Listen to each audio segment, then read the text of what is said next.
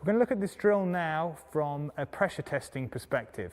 Obviously for demonstrational purposes we're not going full contact, but you can graduate the drill how you and your partner feel. I would advise that you start at a very low impact. Remember, head guards, which is the apparatus we're using here, do not prevent knockouts. They're only going to prevent, even the full face head guards might prevent nose breakage, teeth breakage, but they're not going to prevent concussions. So from this, this drill mimics what we've just been doing on the focus mitts, but it brings an element of realism to it, and from the coaching perspective, you can add more resistance.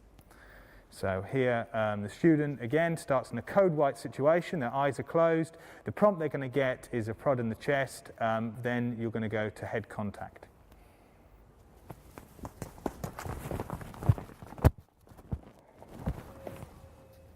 Okay. In this instance, of course, the cue for the finish is to cover when obviously the person is no longer a threat. That gives the counter-attacker, the defender, the opportunity to escape. And again, it's worth emphasizing that with all these drills that it's important to drill running away after you've done the attack as well. Otherwise, you're not going to do that in a real-life situation either. So that should be incorporated too. Okay, we'll do the drill again.